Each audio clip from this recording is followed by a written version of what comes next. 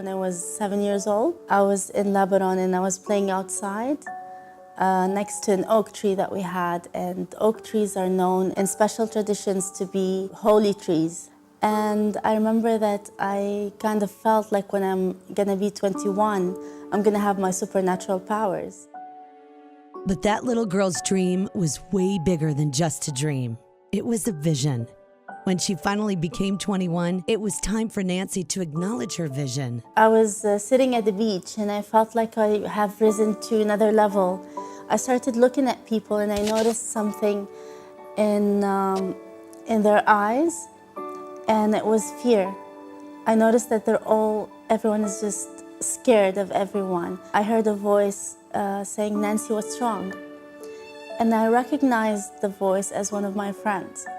When I spoke to him, he told me, yes, I have a twin brother and I believe in telepathy. I wasn't very happy and I wasn't very disappointed, or I just reacted normal to it, as if I was expecting it. But later on, when I started doing it with one of my friends, we did it much more clearer and louder. Then I was really, really excited. I'm like, telepathy does exist, like it's real.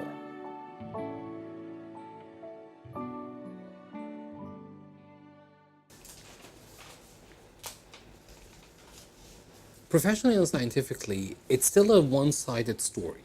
She talks about a friend. She talks about a friend that she had some kind of contact with through the ether, and he responded either directly or through the ether as well. So I have no way to, based on what she said, to prove that her friend actually said that he actually responded to her. And in the end, what people don't understand sometimes is this. They ask me this question, the schizophrenics specifically, who hear voices. They always ask me this question, but how is it that I'm hearing voices of people I don't know, and they're speaking to me in languages I don't know, and sometimes there's female voices and male voices and so on. And I tell them something very simple. I'm like, when you read a book, okay, and you're reading the characters, automatically you hear the characters in the voices that are similar to what you're thinking the characters will sound like. But in the context of you feeling this hypervigilant and this, manic, it becomes a real conversation. It becomes a conversation that you had. It becomes you asking a question and getting a response. When I first went to a doctor in Lebanon, he told me what seems to be the problem. And I told him I was doing telepathy with higher beings. And then all of a sudden, now I'm doing it with lower beings. It's very disturbing because they seem to feed on your energy. They feed on your fear, they scare you, and then they feel powerful. So the doctor listened to me for 2 seconds and he said, "Call your auntie, please." And then he told her, that's beginning of a schizophrenia. Sometimes an early diagnosis just makes you miss the diagnosis completely. We never diagnose somebody with something like schizophrenia before at least 6 months of symptoms. Then they diagnosed it as a disease that I don't know who God is. I've never knew that was a disease, practically. And then now they say it's bipolar disorder. When I first heard about Nancy's diagnosis, I was really shocked because I couldn't believe it. And because I couldn't understand what was going wrong with her. And of course, we had a big conflict because she didn't agree with me that she has a problem. I think all of these diagnoses are very shallow. Nancy was really different from all other children. She was happy, active. She loved nature a lot. And her father used to tell her that she's really different from all the children her age. I suffered a lot with my senses because I'm extrasensory. I can see and hear things and even smell things that other people can't. I didn't know what was happening until I actually met a spiritual lady that helped me out, and she told me that I was an indigo child. According to pseudoscience beliefs, there will be a new breed of humans called indigo children. They are born with extrasensory and innate psychic abilities to help Earthers to shift towards positivity. They are capable of telepathy and contacting the spiritual world. So practically, to be an indigo child is to know that you have a spiritual journey to go through, a life purpose, and you need to fulfill your purpose on earth. A question for you tonight. How can you tell if your child is gifted or has a disorder? We ask you that because some parents and even some doctors believe that a number of children today are gifted with psychic powers. They call them indigo children and say that some of these kids can even see the spirits of the dead.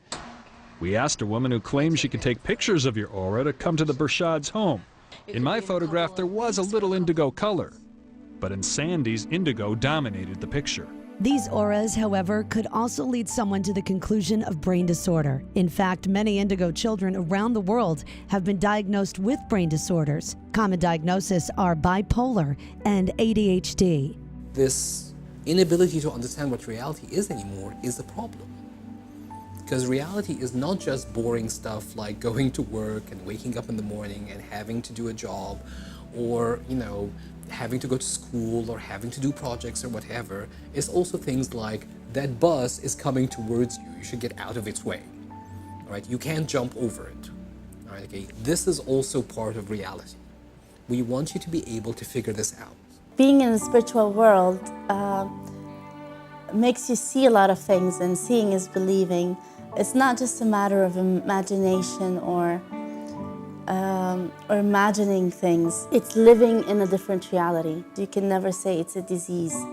You can say, yes, we suffer sometimes because we encounter different beings who are unaware of the nature of oneness. But you also encounter so many lovely beings who bring you joy just by being in your life. So I don't think a disease would be able to do that. I really don't know much about telepathy, but I know that my daughter is gifted, and I'm accepting it, and we learn together how to separate her beliefs from our life. To tell you the truth, I am scared to see the world that she sees. So a contacting session, we either speak about something important. I don't need to do any rituals to contact them. It's simply a shift of focus. I don't advise you to be doing it on your own because I kind of suffered a lot in the beginning. So if you would like to experience something like this, then maybe you should go to a yogi or a shaman. So they get help from the spiritual world to guide you through a contact like this. Being bipolar sometimes is like having the most natural and the most amazing drug experience ever. But it's a drug that's produced by your own brain. And because it's a natural thing that's produced, it is literally the purest sense of euphoria you could ever have. Especially since at some point they started believing strange things, thinking they have superpowers. This is one of the questions we ask. Extrasensory perception, that they can see things or perceive things when really they're just like on an acid trip. But it's something that's produced by your brain. The believers of the indigo prophecy urge indigo children to not take any medications. These medications could mean harm to their abilities.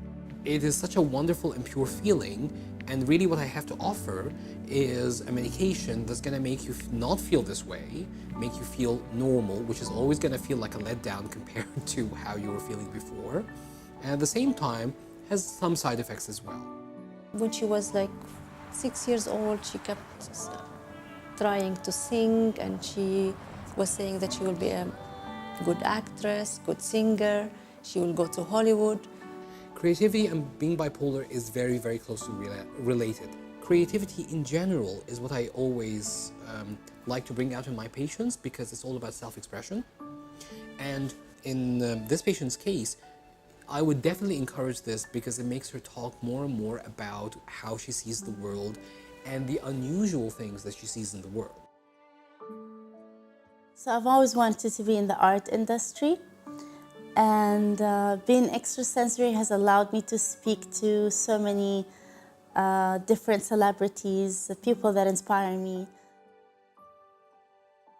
I hope that people see me for the creative, inspiring person that I am. I want them to know that Nancy is a loving person, caring, she's talented, she's a happy person.